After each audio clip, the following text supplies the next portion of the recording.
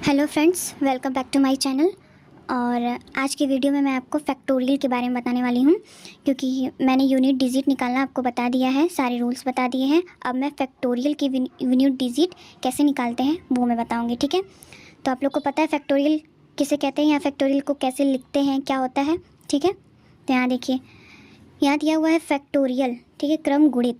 Four factorial को कैसे लिखते हैं? 4 इंटू 3 इंटू 2 इंटू 1, ठीक है। 5 फैक्टोरियल को 5 इंटू 4 इंटू 3 इंटू 2 इंटू 1, या फिर 5 इंटू 4 फैक्टोरियल लिख सकते हैं, या फिर यहीं पर 5 इंटू 4 इंटू 3 फैक्टोरियल भी लिख सकते हैं, ठीक है।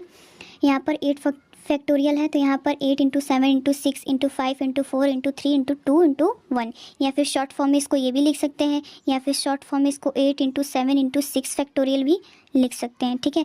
जिसका भी फैक्टोरियल दिया होगा, जैसे 2 का, तो 2 का फैक्टोरियल दिया हुआ है तो इसमें 2 इंटू 1 कर देंगे, ठीक है।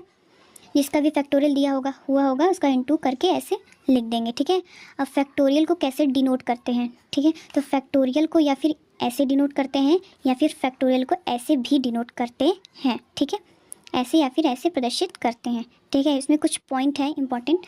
अगर कोई भी फैक्टोरियल 5 से बड़ा हो, ठीक है, अगर कोई भी फैक्टोरियल में जो है, फैक्टोरियल में कोई भी संख्या दी हुई है, जैसे 2 3 8, ठीक है, फैक्टोरियल में कोई भी ऐसे दिया हुआ है, तो उसके पावर में चाहे कुछ भी हो, उसका जो है ये 5 से बड़ा है, ये फैक्टोरियल जो है, ये संख्या जो है 5 से बड़ा है, तो इसका यूनिट डिजिट जो है 0 ही होगा, ठीक है। ये इंपॉर्टेंट नोट है।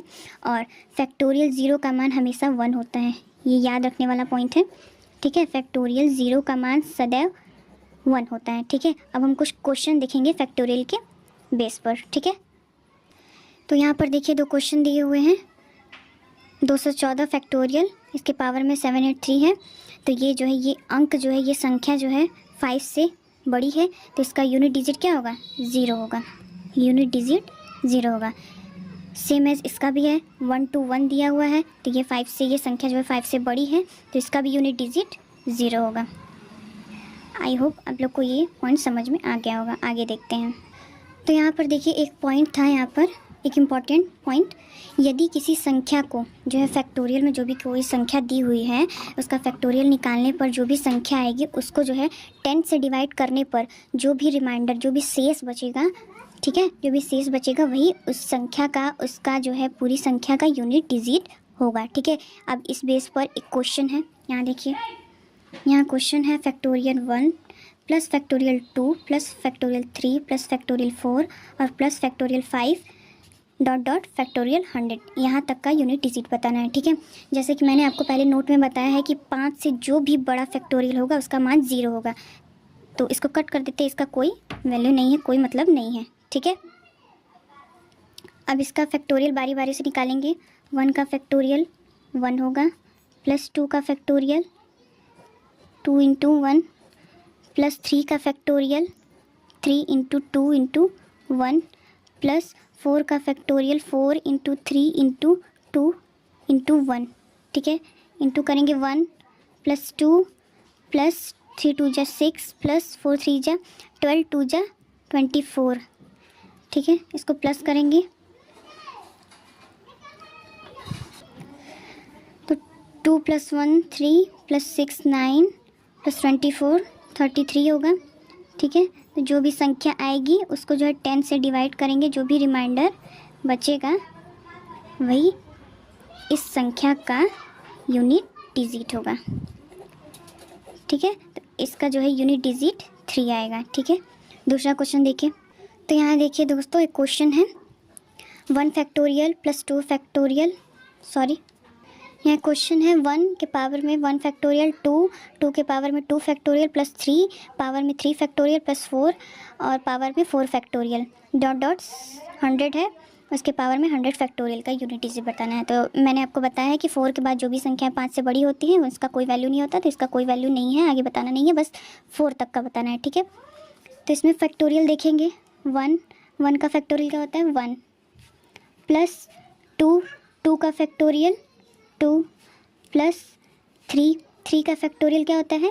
6 प्लस 4 का फैक्टोरियल 24 होगा, ठीक है।